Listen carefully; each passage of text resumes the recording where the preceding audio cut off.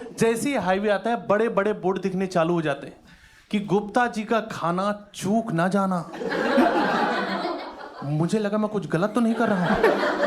Hello guys, welcome back to my another video. आज हम फिर से रिएक्ट करने वाले हैं रवि गुप्ता के स्टैंड अप कॉमेडी पे। उनका हमने एक वीडियो पे पहले भी रिएक्ट किया था, आज हम फिर से लेके आए हैं उनका एक न्यू वीडियो। तो चलो गाइज स्टार्ट करते हैं बिना किसी देरी के। गर्लफ्रेंड छोड़ के चली गई मुझे, बहुत प्यार करते थे एक दूसरे को, भाग गई छोड़ के पता नहीं क्यों। 8 साल हो गए, भूल अभी भी नहीं पा रही मुझे। हर रात उसका मैसेज आता है कि मत क्या करो मुझे मैसेज।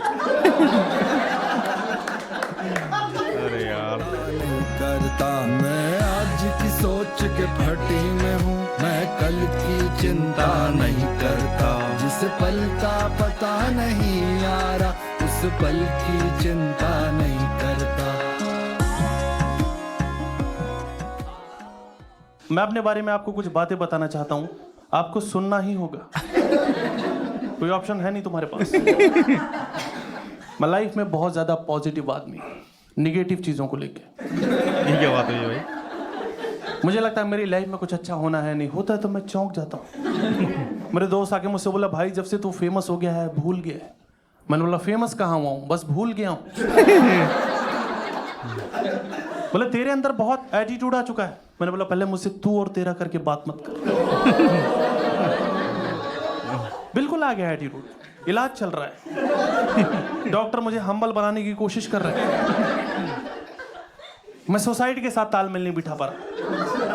मेरे को वेट कम करना था, मैं जिम ट्रेनर के पास गया। मैंने बोला वेट कम करना है। बोला तुम्हें वेट कम करना है तो तुम्हें मेहनत करनी होगी। मैं रोज 24 किलोमीटर दौड़ता हूँ। मैंने बोला मेरे पास तो गाड़ी है, मैं क्यों कुत्ते की तरह सड़कें नापूं। बोला उसी तो गाड़ी पे है। बैठ के भाग जाओ यहां से।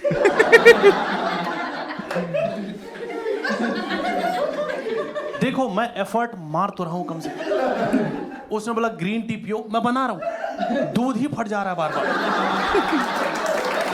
दूध में कैसे बनेगी यार? फ्लाइट पे जा रहा हूँ, एयर होस्टेस से हमारा झगड़ा हो जा रहा है। मैं बोल रहा हूँ बेल्ट नहीं बंद हो रही। बोली ढंग से करो हो जाएगी। मैंने बोला पैंट की नहीं बंद हो रही। बोली जहाज उतरते ही सबसे पहले तू उतर जाना।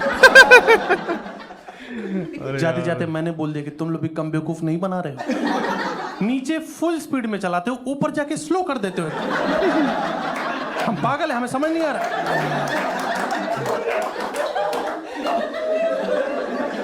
फ्लाइट रुकने के बाद हमेशा एक सीढ़ी आती है जिससे लोग नीचे जाते हैं। बिना सीढ़ी है मेरे को ढकेल दिया उन लोगों ने।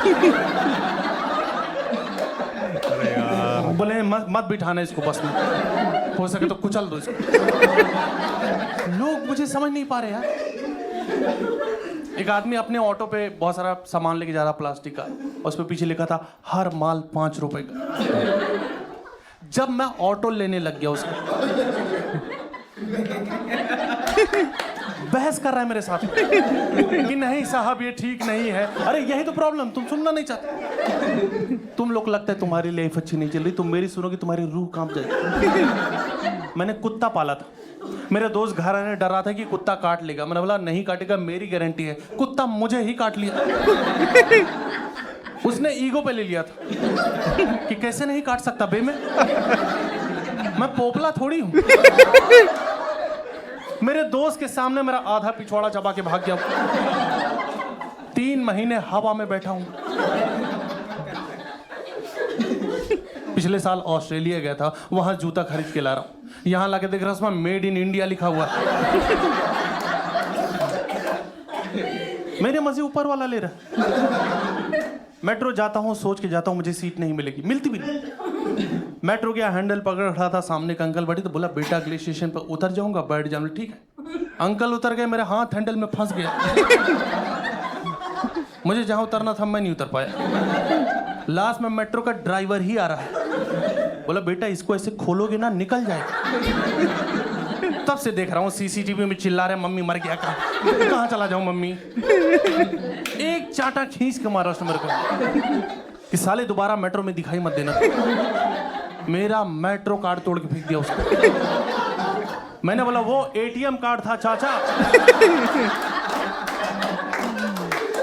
लाइफ गर्लफ्रेंड छोड़ के चली गई मुझे। बहुत प्यार करते थे एक दूसरे को। एक दिन बोली मेरे मरने के बाद क्या करोगे रवि? मैंने बोला अंतिम संस्कार। यही तो होता है ना। भाग गई छोड़ के, पता नहीं क्यों। 8 साल हो गए, भूल अभी भी नहीं पा रही मुझे। हर रात उसका मैसेज आता है कि मत क्या करो मुझे मैसेज।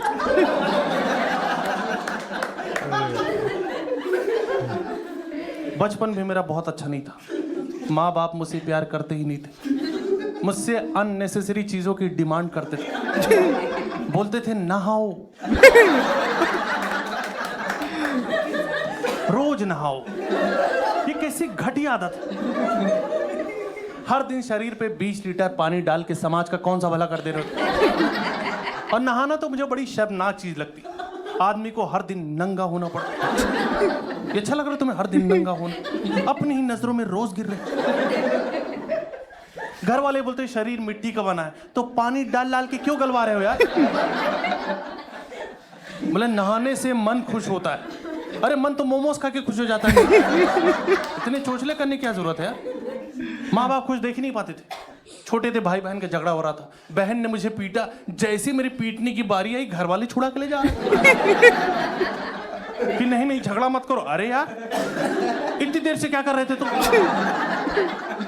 अब मैं खड़ा हुआ वहां पे, हाथ में पत्थर लेके कि 2 मिनट रुक जाते यार, प्रॉपर्टी अभी सॉर्ट होने वाली थी।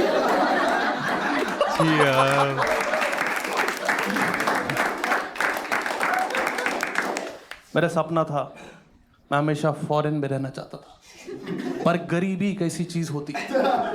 पर मैंने मेहनत की। और आपको एक चीज बता दूं, किसी चीज को अगर दिल से चाहो तो पूरी कायनात को घंटा कोई फर्क नहीं पड़ता। तो मैं गरीब ही रहा। गरीबी की वजह भी मैं ही हूं। माँ बाप पैसा कमाते थे, मैंने आईफोन खरीद लिया। घर किस्तों पे चल रहा है, आईफोन कैश में लिया है मैंने। आईफोन के साथ प्रॉब्लम ये कि तुम चाहे जितने भी लूजर आदमी हो, आईफोन खरीदते तुम्हारे अंदर एक अलग लेवल का कॉन्फिडेंस आ जाता है। ऐसा लगता है समाज की मुख्य धारा से जुड़ चुका हूं। मैं लोगों को ऐसे निचली नजरों से देखने लग गया था कि कीड़े मकोड़ों की तरह जीते ही रहेंगे। अपने दोस्तों को फोन करके बोलो, सुन बे एंड्रॉइड से फोन मत किया कर मुझे। साथ बिठा लिया, साथ खा लिया, बहुत। और ये ओप्पो के फोन के साथ सिक्योरिटी गार्ड अंदर कैसे कुछ नहीं दे रहा था। मुंह उठा के एयरपोर्ट ही चला जाता था। कोई फ्लाइट नहीं थी भाई, बस आईफोन था हाथ में, यह तो जाना ही पड़ेगा। घर वाले मुझे समझाते थे कि बेटा तुम्हारी शक्ल थोड़ी थोड़ी चोर जैसी दिखती है, पर ये बात मुझे एयरपोर्ट पर पता चली जब उन लोगों ने पूछा सिक्योरिटी पे कि ये फोन तेरे पास कैसे है। और ये फालतू की बातें हैं कि आईफोन खरीदने के लिए किडनी बेचनी पड़ती है। आईफोन खरीदो, मेहनत करके माँ के गहने छुड़वा लो। It's not a big deal. कुछ दिन पहले मैंने अपनी जॉब भी छोड़ दी। मैंने जॉब छोड़ी, उन लोगों ने निकाला, इस पे अभी भी बहस चल रही है। वो लोग बोलते हैं कि उन्होंने निकाला, जबकि उनके बोलते हैं तुरंत रिजाइन दे दिया था मैं। कुछ मिली सेकेंड का फर्क था। टेक्निकली मैं ही जीता हूँ। मेरी बॉस से बन नहीं रही थी, मेरी लाइफ बहुत घुस रहा है। बोले तुम हॉरर मूवीज मत देखा करो, इससे दिमाग पे बुरा असर पड़ता है। मैंने बोला ये मेरी पर्सनल चॉइस है। बोला ऑफिस में मत देखा करो।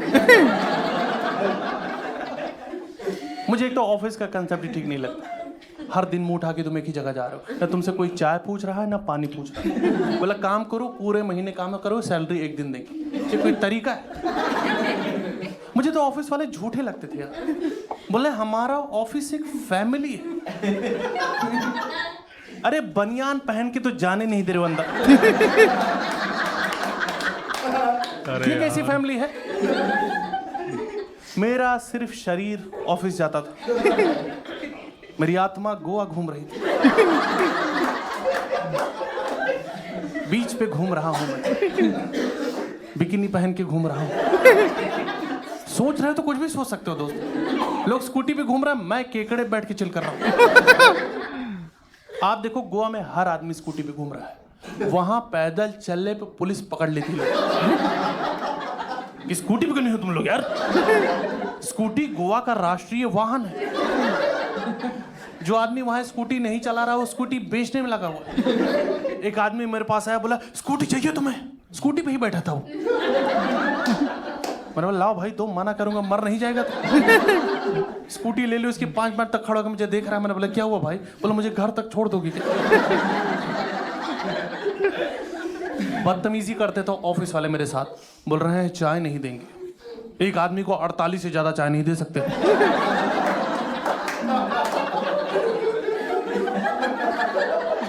बहाने कर रहे हैं कि मशीन फूक गई है, ये वो।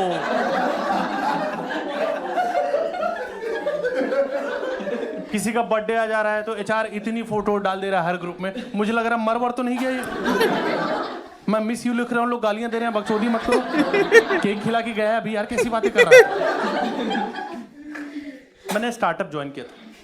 नॉर्मल कंपनी नॉर्मल तरीके से एम्प्लॉइज हायर करते हैं, बट स्टार्टअप में एक आदमी पहले तो फंडिंग के नाम पे ठग लेता है किसी, अपना स्टार्टअप खोलता है, पूरे टाइम फटी रहती, बंद ना हो जाए। मैंने इंटरव्यू में पूछा मेरी प्रोफाइल क्या है? बोल रहे आप हमारे पार्टनर हो। जिस आदमी को सब्जी देने के बाद दोबारा रोटी नहीं पूछता कोई,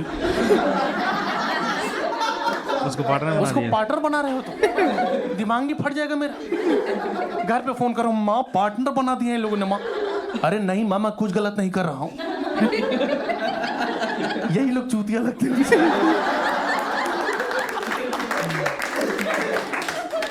स्टार्टअप में थोड़ा अलग टाइप का माहौल होता है उनका वर्क कल्चर। बोले ये है टीटी टेबल, ये है कैरम बोर्ड, चेस, आपको जब भी स्ट्रेस हो आप खेल सकते हो। मुझे स्ट्रेस ज्यादा था। इतनी बड़ी कंपनी की जिम्मेदारी मेरे कंधों पे आ गई थी, मैं ज्यादा खेल रहा था। प्रॉब्लम तब हुई जब मुझे जुआ खेलने से रोकने लगा। बोले कि तुम ऑफिस का माहौल खराब कर रहे हो। मैं माहौल खराब कर रहा हूँ? 8,000 रुपए जिताए, इसको ये नाच रही है, डीजे बना हुआ फ्री में, तुम बीच में टोक के माहौल खराब करो। बॉस निकाल दे मेरे को ऑफिस से बाहर, मैं क्लब में जाके जुआ खेलने लगा। वहां पर बॉस पहुंच गए कि क्या कर रहे हो? मतलब अब तो तुम्हारे ऑफिस के बाहर हो, अब क्या दिक्कत है? बोले तुमको जो खेलना है खेलो, बट ऑफिस तो दांव पे मत लगाओ।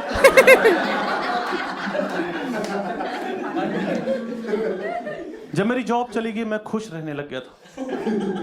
फिर मैं किसी दोस्त ने समझाया कि यही तो टाइम है डिप्रेशन में जाने का, एफर्ट मारो, चले जाओ, ठीक लगेगा तुम्हें। मुझे नहीं ठीक लगा, मुझे डॉक्टर पास जाना पड़ गया कि सर दिन भर पड़ा रहता हूँ, काम करने का मन नहीं करता। बोले डिप्रेशन ही हरामखोरी कहते हैं इसको। इससे बाहर निकलना है, you can do one thing, एक काम करो, सोलो ट्रेवलिंग कर लो, तुम्हें खुद के बारे में पता चलेगा। चला गया मैं सोलो ट्रेवलिंग, मुझे पता चला खुद के बारे में कि कब्ज है, एसिडिटी है, मुझे मेरे घुटनों में तकलीफ, मेरे कूल्हे जाम हो जा रहे हैं, ये सब मुझे पता ही नहीं था। 3 घंटे के सफर में 18 बार पेशाब लगती है मुझे। पेशाब का क्या है, जब सोचोगे तब लग जाएगा। अभी तुम लोग को लग चुकी है।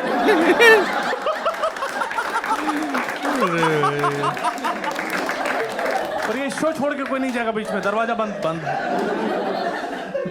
और आप देखो एडवर्टीजमेंट का कितना इम्पैक्ट पड़ता है हमारी लाइफ में। मैं दिल्ली से ऋषिकेश जा रहा था, जैसे ही हाईवे आता है बड़े बड़े बोर्ड दिखने चालू हो जाते हैं कि गुप्ता जी का खाना चूक ना जाना। मुझे लगा मैं कुछ गलत तो नहीं कर रहा हूं, घर से खाना खा के आया था मैं, बोला ये नहीं चूकना है। हर 10 मीटर पे बोर्ड लगे कि आने ही वाला है गुप्ता जी का ढाबा। मेरी धड़कनें बढ़ती जा रही कि आज मैं कहीं चूक ना जाऊं। बोर्ड नहीं रुक रहे हैं, बोर्ड लगे हुए हैं कि आप पहुंचने ही वाले हो। मैंने गाड़ी तेज चलाओ यार। फाइनली गुप्ता जी का ढाबा आया, खाना खाया, खाना तो घटिया ही था, पर मेरे मन में कोई गिल्ट नहीं रहा कि मैं चूका तो नहीं। मैं आगे बढ़ा, एक और ढाबा था, उसमें लिखा था ये है असली गुप्ता जी का ढाबा। ऐसे होता है भाई, ऐसे होता है भाई ढाबों पे, एक को असली बताएंगे, एक को नकली बताएंगे, एक को ओल्ड बताएंगे, ऐसे करते हैं भाई। इतना खराब कैसे काट सकते हो यार? वहां पर भी बैठ के खा रहा हूं क्योंकि जीवन में चूकना सीखा नहीं मैंने, उल्टियां कर रहा हूं बैठ के। फाइनली जब मैं पहाड़ों पे पहुंचा, मुझे एक चीज समझ में आई सोलो ट्रैवलिंग सबके लिए नहीं होती, मेरे लिए नहीं है। क्योंकि जो लोग ग्रुप में गए थे वो अपना चिल कर रहे हैं, मैं वहां मैयत मचा के बैठा हूं। मेरा मूड ही खराब है। बंदर को थप्पड़ मार के केला छीन लिया उसका मैंने। अरे यार, वहां माहौल ही ऐसा है यार। एक आदमी पता नहीं कोई सुसाइड पॉइंट दिखाने में लगा हुआ है। बोले ये देखिए, ये है मैगी पॉइंट और ये है सुसाइड पॉइंट। मैंने बोले इतनी झांटू मैगी क्यों मना रहा भाई कि लोगों को मरना ही पड़ जा रहा है उसको। मैगी वागी। और आप देखो पहाड़ों पे आधे से ज्यादा लोग ऐसे आए हैं जिनको आना भी नहीं था। गुड़गांव में कुछ लड़के रेस लगा रहे थे, जिससे रेस लगा रहे थे उसको पता भी नहीं, वो घर गया अपने, ये पहाड़ों पे पहुंच गए। अरे भाई शिमला गया क्या यार। अभी वहां पहुंच के लोकल लोगों के दिमाग चाटने में लगे हुए हैं कि भाई बहुत दूर से आ रहे हैं, बर्फ पड़वा दो यार। तुम लोग तो दिन रात मोमोज खाते होगे। ये डोलमा आंटी तुम्हारी आंटी है क्या? जुबीन नौटियाल कब तक आएगा? सुना है पहाड़ों पे ही नाचता रहता गिटार लेके। असली शीला जीत तो हो गई तुम्हारे पास। नहीं, मेरे दोस्त को चाहिए था, मैं ठीक हूं मेरा। मैं बैठा हूं, बोर हो रहा हूं। कुछ लोग मुझसे बात करने की कोशिश कर रहे थे, पर मेरे अंदर एटीट्यूड ज्यादा होने की वजह से मैं उनसे बात नहीं कर पा रहा हूं। वो बोले हे, मैंने बोला सुन बे, सोलो ट्रैवलर हूं मैं। सोलो चिल करना आता है मुझे, झुंड में तो सुअर आते हैं।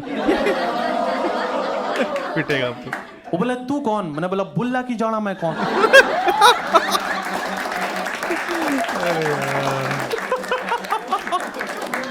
उनको गाली देके भगा रहा हूं, खुद फूट फूट के रो रहा हूं कि कहां फंस गया। थोड़ी देर मुझे समझ में आया कि अकेलेपन से मेरी मौत होने ही वाली, तो कोई बात करे तो कर लेनी चाहिए। एक आदमी मेरे पास आया, बोला बाबा मुझे बच्चा क्यों नहीं हो रहा है। मैंने बोला देख भाई, तुझे बच्चा कभी भी नहीं हो पाएगा। आदमी का जो शरीर होता है, जो मेल बॉडी होती है, वो इन सब चीजों के लिए नहीं बनी।